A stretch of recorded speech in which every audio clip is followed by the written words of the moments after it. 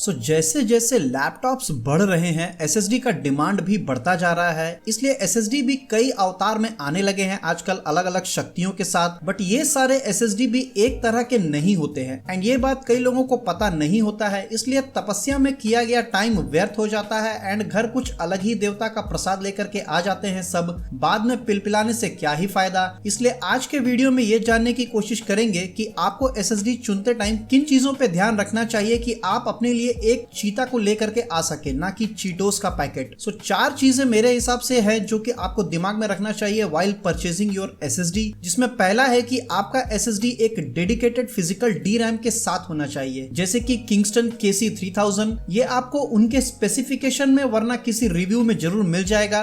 D RAM basically एक virtual map के जैसा अपने अंदर रखता है, जो भी डेटा आप उसमें स्टोर करते हैं या फिर इंटरनल मूवमेंट की वजह से इन सबका मैपिंग की तरह एक अपने पास में रखता है, जिसकी वजह से जब कभी आपको किसी डेटा को रीड करना होता है, आपका डेटा रिक्वेस्ट आने पे डी रैम से लोकेशन को रीड करके सीधा उस डेटा पर पहुंचा जा सकता है। इससे परफॉर्मेंस काफी इंक्रीज हो जाता है। But D RAM enabled SSD थोड़ा कॉस्टली होता है क्योंकि एक फिजिकल चिप पूरा का पूरा चिपकाना पड़ता है एसएसडी में, और भी कुछ रीजंस होते हैं इसके। इसलिए कंपनीज ने इसका एक अनोखा अनदर सॉल्यूशन निकाला है which is called HMB, which means host memory buffer like the one in WD-SN570। वैसे ये भी एक अच्छा SSD है बट DRAM लेस SSD है। HMB is for those SSD जिसमें NVMe 1.2 कंट्रोलर और ज्यादा वाला वर्जन हो। वैसे इस पे आपको ध्यान देने की जरूरत नहीं है। इसमें SSD में एक स्पेशल चाचा चौधरी को भरा जाता है, जिसके तहत SSD कंट्रोलर आपके सिस्टम के रैम का ही 64 MB अपने DRAM की तरह यूज करने लगता है एंड वहां पे वो अपना वर्चुअल मैप को रखता है। ये एक थोड़ा सस्ता ऑप्शन है फॉर कंपनीज टू बिल्ड, क्योंकि एक डेडिकेटेड चिप नहीं लगाना पड़ा एंड ऑलरेडी अवेलेबल रैम से उनका काम चल गया। बट इसमें प्रॉब्लम ये होता है कि इसकी लेटेंसी थोड़ी ज्यादा होती है। अब होने वाली बात ही है, एक अपने अवेलेबल चिप से डेटा को लाना एंड बाहर दुनिया से डेटा को लाने में अंतर तो है ही। इसकी वजह से रीड करने में टाइम में अंतर आ जाता है, जिसकी वजह से परफॉर्मेंस में थोड़ा फर्क पड़ता है। अगर आप गेमिंग करते हैं या फिर ज्यादा रीड एंड राइट करने वाले टाइप के इंसान हैं एंड इन सब के लिए ही आपको स्पेसिफिकली एसएसडी चुनना है, तो मेरे हिसाब से डी रैम युक्त एसएसडी लेना ही समझदारी वाली बात होगी। उसमें लेटेंसी कम होगा एंड परफॉर्मेंस काफी अच्छा मिलेगा। Like Kingston KC3000, WD Black SN750, ये सारे थोड़े कॉस्टली जरूर हैं बट बेहतरीन क्वालिटी वाले एसएसडीज हैं। वैसे कुछ केस हैं लाइक सैमसंग ने जो अपना न्यू SSD 980 निकाला है, वो भी डी रैम लेस एसएसडी ही है, बट उन्होंने कुछ तो अपने एसएसडी में टर्बोराइट 2.0 नामक नया मंत्र फूका है, जिससे उसका speed and performance nearly equal to एक डी रैम युक्त स्पेशल क्लास एसएसडी के बराबर हो गया है एंड कॉस्ट इफेक्टिव भी है। फिलहाल तो ये 7800 में अवेलेबल है ऑन Amazon एंड ये 1 TB का वेरिएंट है and it's really good performing SSD with 600 dBW। आप चाहे तो इसको भी देख सकते हैं। दूसरा पॉइंट इज आपको ये देखना चाहिए कि it's with TLC NAND flash memory और QLC। अब ये एक नया टर्म हो सकता है आप सबके लिए। TLC, QLC, SLC, MLC is a way of storing data, जहां QLC एंड TLC ही ज्यादातर अवेलेबल है। बेसिकली QLC SSD का मतलब होता है क्वाड लेवल सेल, मतलब it's capable of storing 4 bits of information per cell. On the other hand TLC का मतलब हुआ triple level cell, it's capable of storing 3 bits of information per cell.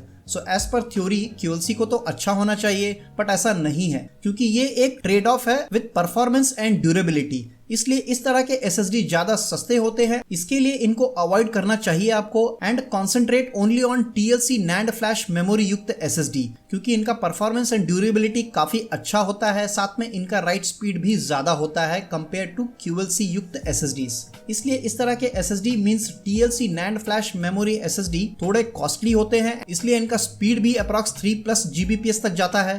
अगर आप एक पुण्यात्मा है एंड पृथ्वी के आर पार देख सकने वाली शक्ति रखते हैं, तो आपको इस तरह के SSDs का पहचान हो जाएगा जो आपके लिए बेहतरीन हो। बट अगर नहीं है तो भी चिंता की कोई बात नहीं है, क्योंकि मैंने अपने पुण्य आंखों से आपके लिए एक लिस्ट डिस्क्रिप्शन में बना रखा है, आप चाहे तो उसकी भी सहायता ले सकते हैं। पॉइंट नंबर 3 इज कि आपको अपने SSD का TBW देखना चाहिए। TBW मींस ये कितना राइट कर सकता है। जनरली ये काफी ज्यादा होता है एंड उतना होता है कि आपके सिस्टम का लाइफ निकल जाएगा।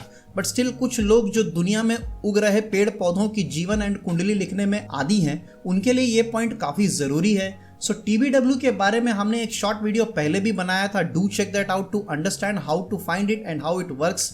बट इन जनरल TBW जितना ज्यादा होगा उतना अच्छा है। Like in case of Kingston Fury Renegade, इसका TBW is approx 1000 terabytes and ये भी एक टॉप क्लास का SSD है। थोड़ा कॉस्टली है बट इसमें वो सारे गुण हैं जो आपके SSD में होने चाहिए। Next is speed. सो ये तो काफी कॉमन है, लाइक जितना ज्यादा स्पीड होगा उतना बेहतरीन होगा। लाइक Gen 3 एटलीस्ट 3000 प्लस होना चाहिए रीड राइट, तो ही अच्छा है। एंड ये स्पीड तभी पॉसिबल है जब ऊपर दिए गए सारे पॉइंट्स मैच होते हैं, वरना ये थोड़ा कम ही हो सकता है। एट द एंड एक और मैं बात बोलना चाहूंगा कि फिलहाल SSD परचेस करने के लिए आप किसी पुराने वीडियोस को रेफर ना करें, नए वीडियो को ही रेफर करने की कोशिश करें, क्योंकि बात यह है कि पुराने वीडियो में जिन SSDs को रेफर किया गया है वो उस समय काफी अच्छे थे, बट नए नए जैसे भी कंपनीज SSDs बना रहे हैं काफी SSDs को उन्होंने डाउनग्रेड कर दिया है, जिसकी वजह से उस वीडियो में अवेलेबल SSD अब काफी खराब हो चुके हैं एंड आप उसको अच्छा मान करके परचेस कर लेंगे बट उनका परफॉर्मेंस काफी गंदा रहेगा। ये बात आप जरूर याद रखिएगा। सो ओवरऑल ये 4 पॉइंट्स हैं जिसको आपको ध्यान में रखना चाहिए SSD परचेस करते समय। फिलहाल के लिए तो इतना ही एंड थैंक्स फॉर वॉचिंग।